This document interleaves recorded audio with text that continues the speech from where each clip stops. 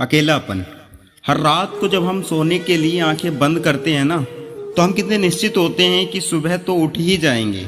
हम पूरे कॉन्फिडेंस होते हैं कि जिस तरह हमारा आज का दिन गुजरा है ना, उस तरह कल का दिन भी गुजर जाएगा। हमारे दिमाग में कभी ऐसा बिल्कुल नहीं आता कि कल को हमारे साथ कुछ भी हो जाएगा, क्या हो जाएगा ये हमको कुछ पता नहीं होता। आज आपके कितने दोस्त हैं, वो कल अगर आपको छोड़कर चले जाएं या फिर आप उनको छोड़कर चले जाओ, आप एकदम से अकेले हो जाओ। होने को तो आज रात भी कुछ भी हो सकता है और हो सके तो आप कुछ ना कर पाओ। अकेलापन हमारे जीन्स में पाया जाता है, क्योंकि अकेला आते हैं और अकेला ही जाते हैं। अब एक कहानी के साथ आपको बताना चाहता हूँ। अब एक बंदा एक महात्मा के पास जाता है और उनसे जाके पूछता है कि महात्मा जी, मेरी ज़िंदगी बहुत परेशानी से चल रही है और मैं बहुत परेशान हूँ। मैं जो चाहता हूँ वो नहीं कर पा रहा हूँ, यानी कि जो मैं ज़िंदगी से चाहता हूँ वो मुझे कभी नहीं मिल पाता। मतलब ऐसा वैसा उस बंदे ने उस महात्मा से बोला। अब उस महात्मा ने कुछ देर अपनी आंखें बंद करके बड़े ही दुख के साथ में कहा कि बेटा, तेरी ज़िंदगी जैसे चल रही है ना, तू अगले 10 दिन अपनी ज़िंदगी को ऐसे ही जी ले, क्योंकि तेरे पास में सिर्फ और सिर्फ जीने के लिए 10 दिन बचे हुए। यानी कि तू अब सिर्फ 10 दिन जी सकता है, उस 10वें दिन तेरी मृत्यु हो जाएगी। अब उस बंदे के पैर से ज़मीन खिसक गई। और भाई क्यों ना खिसके, जब किसी बंदे को पता लग जाए कि यार मैं सिर्फ और सिर्फ 10 दिन जी सकता हूँ। अब उस बंदे को पता लगा कि मैं सिर्फ 10 दिन जीऊँगा, तो भाई उसके होश उड़ गए और वो सोचने लगा कि काश यार मैं अगर इस महात्मा के पास ना आता तो ये जो मेरी बची हुई ज़िंदगी थी 10 दिन, वो मैं शान से जी लेता, या जैसी भी प्रॉब्लम चल रही थी वैसी में जी लेता।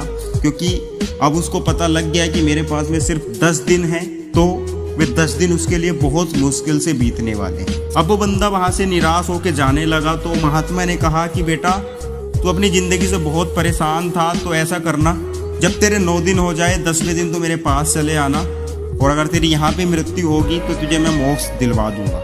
यानी कि तू यहाँ से सुकून से तो नहीं जी पाया, लेकिन ऊपर जाके तू आराम से सुकून से रह सकता है। अब उस बंदे ने बोला कि महात्मा जी, जरूर आ जाऊंगा मैं 10वें दिन। अब वो घर गया, दुखी तो था, लेकिन उसको एक बात समझ में आ गई थी कि क्यों ना मेरे पास में सिर्फ और सिर्फ ये 10 दिन है, तो क्यों ना हम इसको अच्छे से जिया जाए। अब उस बंदे ने उन काम पर फोकस नहीं किया जो वो पहले किया करता था। यानी कि उसने उस 10 दिन में कोई सा भी ऐसा गंदा काम नहीं किया, 1 सेकंड भी अपनी वेस्ट नहीं की, किसी भी इंसान के पास अपना टाइम वेस्ट नहीं किया। उसने इस धरती की खूबसूरती देखी, उसने देखा कि पेड़ कितने हरे भरे हैं, उसने देखा कि बच्चे खेलते हुए कितने अच्छे लगते हैं, उसने देखा कि हवा कितनी मधुर चलती। उसने हर छोटी छोटी चीज़ों को महसूस किया जो आज तक उसने कभी नहीं किया था। उसने वो पल बहुत ही सुकून से गुजारे। अब उसको कोई फर्क नहीं पड़ रहा था कि उसके पास में सिर्फ 10 दिन है। अब 10वें दिन होते ही वो महात्मा जी के पास में जाता है। बाबा ने उसके पहुंचते ही पूछा कि आ गए बेटा? हाँ बाबा जी। उस इंसान ने सर उठाकर मुस्कान के साथ बाबा को ये जवाब दिया। बाबा ने कहा, डर तो नहीं लग रहा? बंदे ने बोला, नहीं बाबा। अब बाबा जी ने बोला कि तू आज से 10 दिन पहले तो बहुत डर रहा था कि मेरी लाइफ में ये चल रहा है, मैं परेशान हूँ, मैं सर्वाइव नहीं कर पा रहा।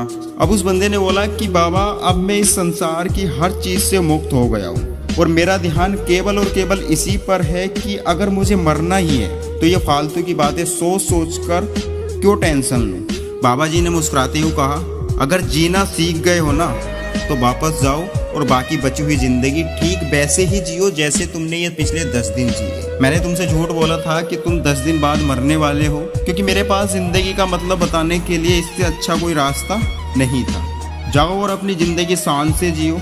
उस बंदे की आंखों में आंसू थे। अब वो ज़िंदगी का मतलब जान गया था, क्योंकि अकेला कौन नहीं है, आप मुझे बताओ। ये सूरज अकेला है, ये धरती अकेली है, ये चांद अकेला है, हर कोई अकेला है। अकेले ही आए थे और अकेले ही जाना पड़ता है। अगर आप अपनी ज़िंदगी में बहुत अकेलापन महसूस कर रहे हो ना, तो इस बात को अच्छे से याद रखिए कि काफिले अक्सर उनके पीछे होते हैं जिनके अंदर अकेला चलने की क्षमता होती है। तो अपना ख्याल रखिए और आगे बढ़ते रहिए। अकेले रहकर भी अपना और अपने देश का नाम रोशन कीजिए। जय हिंद, वंदे मातरम।